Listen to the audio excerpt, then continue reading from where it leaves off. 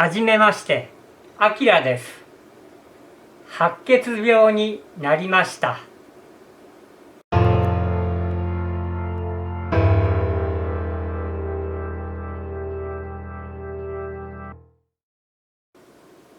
こんにちは。白血病サバイバーのあきらです。今日は自分の場合の白血病、発端、兆候、そして発覚に至るまでの経緯、初期症状などについてちょっとお話をしたいと思います。入院している時にですね、このようなノートにいろいろメモをしてるんです。日記のようなもの。それでそこにですね、結構当初どういう感じだったのかなということが詳しく書いてあったりするんですよ。で、それを見ながらちょっとお話ししたいと思います。最初にこれを言ってしまいますと、もう身も蓋もないというか、そんなようなことなんですけど、2023年の後半、10月の後半、健康診断を受けたんです。これ会社で実施しているやつ。それで診断結果が白血球がちょっと基準値より少なめだと。で、判定が D、要精密検査というふうに書いてありまして、ただそれを見てですね、少ないと言っても基準値より著しく少ないわけではない。これは多分検査の誤差なんじゃないかなと勝手に考えちゃったんです。それがですね、結果的に良くなかったってことになるんでしょうけど、結局そのまま放置しまして、体調的には何にも問題がない。で、会社の方でですね、自分は倉庫系の会社に勤めてたんですけど、こちらが11月の半ばから年末年始向けてですね、結構キャンペーンが続きまして、出荷ラッシュですよね。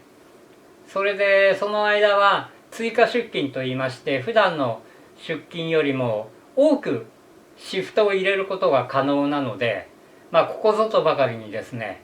たくさんシフトを入れまして、それで働いていた。物量が多いので、もうとにかく扱う商材が多い。それで結構体も疲れる。それが休みがあまりなく続いたので、だんだん体に疲れが蓄積される。それで12月の半ばぐらいに働いていてですね、夕方頭が結構痛くなりまして、で熱っぽい。だけどもう一日出勤するとその次が連休になってたんですね。だから無理してその日はもう帰って食事してすぐ寝る。翌日も頑張って仕事行く。でやはり夕方から頭が痛くなる。で仕事終わって帰宅して、もうこれ喉もどんどん痛くなりましてですね、かなりもう痛い。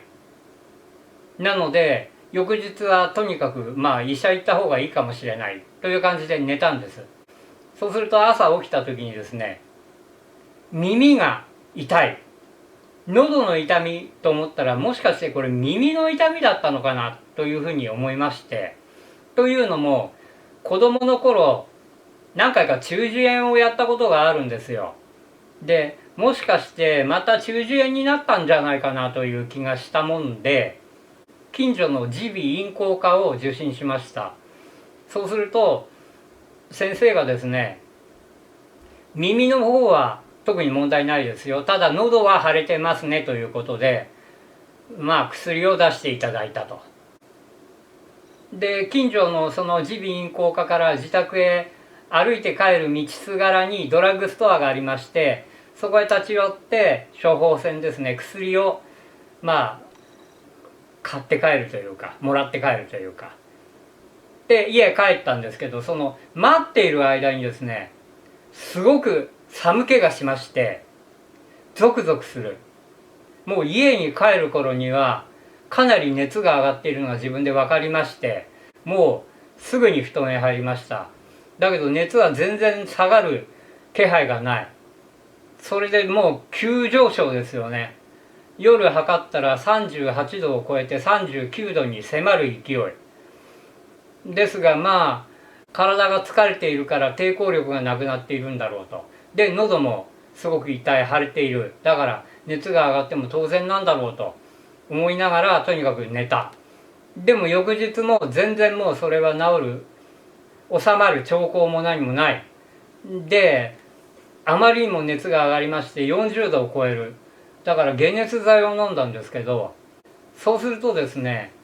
もう夜中に3回ぐらい着替えなきゃいけないぐらいに汗をかきまして、で熱はもう急降下、36度台まで下がっていると。でもまあ解熱剤が切れるとまた翌日ですね、ガーッと熱が上がると。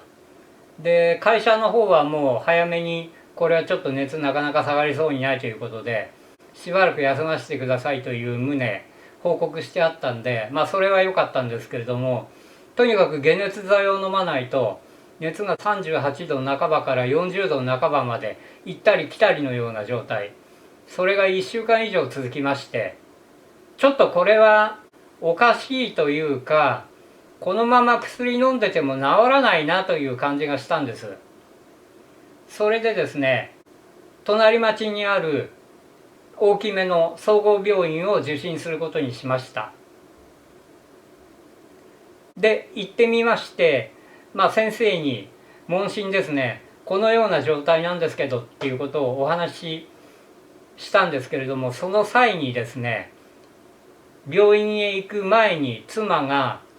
白血球の値がおかしかったっていうことは必ず言いなさいよと言われまして、そのことも先生にお話ししました。じゃあ血液検査しましょうということになりまして、検査していただいたんですね。それで検査の結果が出まして、診察室に呼ばれまして、先生のお話を伺いましたところ、確かに白血球が異常になってますということだったんですね。と言いますのが、通常の白血球っていうのはだいたいまあ8000ぐらいが基準値が8000ぐらいだとしたら、あなた4万5000ぐらいありますよ。そのうち正常な白血球はとても少ないですよという話になりまして、これはもう血液内科のある病院をすぐ受診した方がいいですよと。それで紹介状を書きますから明日の午前中にでも行ってくださいと言われたんです。それで家に帰りましてですね、先生とのお話を思い出して白血球のことを調べましてですね、そうするとインターネットで調べますと、どうもそれは白血病なんじゃないかという、まあそういうふうな認識をそこで自分は持ったんですね。白血病っていうのは正常な白血球などの細胞が作られなくて、まあジャンク品、粗悪品、正常ではない白血球などがどんどん作られてしまう。それで正常な白血球がどんどん少なくなってしまう。まあいわばそういうことがインターネットで詳しく書いてあったりするサイトがありまして、これはどうも白血病らしいと。でまあその後夕方ですね、先生から電話がありまして、紹介状を書いた病院の方でベッドがいっぱいだからちょっと受け入れられませんという話があったんですよと。なので近隣の別の血液内科がある病院の方に問い合わせてみましたとおっしゃったんですね。ですがそこもやはりベッドがいっぱいで今は受け入れられませんという答えだったんですよって言うんです。ですがあなたの場合はもうとても悪い白血球が増えちゃってるので良くない状態だからと心配してくださったんでしょうね。その先生が数ヶ月前まで東京の病院に勤務されていた。そこに血液内科があると。でそちらへ問い合わせてくださいまして、幸いベッドが空いているのでぜひ来てくださいということになりまして、言っていただきましてですね、そこの病院を紹介していただいたと。それでうちからだとですね、車で早くても2時間半ぐらいかかっちゃうような、遅いと3時間以上かかっちゃうような、結構離れているんですけれども、結果的に自分としてはですね、そこの病院を紹介していただいて大変ありがたかったです。前の動画でもお話ししましたし、これからもこのお話は多分すると思いますけれども、その結果的にはそれが自分にとっては良かったことですね。インターネットを調べますと、白血病の初期症状ということでいろいろ書いてありますね。例えば倦怠感、疲れやすいとか、めまいですとか、あとは発熱ですとか、食欲不振ですとか、いろいろ出てます。自分の場合は熱はあったものの食欲がもう全然衰えませんで、よく食べてましたね。その発熱していた間もですね、入院してからもですね、とにかく食欲が衰えるということはありませんでしたね。ただ仕事が詰まっていたので、体は確かに疲れていた。でもそれが倦怠感みたいな、疲れやすくなっていたっていうこととはイコールではなかったのかなという気もします。発熱は確かにありましたね。とても高い熱が出た。だから自分の場合、兆候として後からですけれども、これは白血病の兆候だったんだなと思えるものが発熱ぐらいだったかなという感じがします。最初に戻りますけれども、自分の場合はとにかく発端はもう最初の健康診断、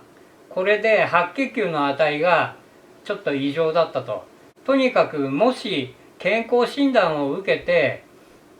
白血球の値がですね、ちょっと異常があるかな、基準値は外れてるかな、病院で見てもらった方がいいんじゃないかなっていうような判定が出た場合はですね、これはもう即病院で見てもらった方がいいと思いますね。これはおすすめしたいことですね。いやそんなの別に行くのめんどくさいから行かなくていいよって思われる方もいらっしゃるかもしれませんけれども、重大な病気が隠されている可能性があります。ただ自分が思うにはですね、それが発覚した時点で自分の場合はもう多分それ白血病になっていたと。これからどんどん症状は重くなっていくわけですけれども、白血病にかかっていたことには違いがないのかなというふうに、その後発熱して1週間以上も結構その体がきつい大変な思いをして治療に入るよりも、体が元気なうちに治療に入れた方がですね、もしかしたら体力的に余裕があってスムーズにその治療を受けられるというか、そういう状態が保てたんじゃないかなという気がします。ということで今回は自分の場合の白血病、その発端、兆候、そしていろいろな、初期症状ですとか、そして発覚するまでの経緯ですね、そういったことについてちょっとお話をしてみました。次回は実際に入院するまでの流れですね、それについて話してみたいと思います。最後までご視聴いただきましてありがとうございます。おっさん頑張れと思っていただいた方、よろしければチャンネル登録、そして高評価、または激励のお言葉などいただけたら今後の励みになります。どうぞよろしくお願いします。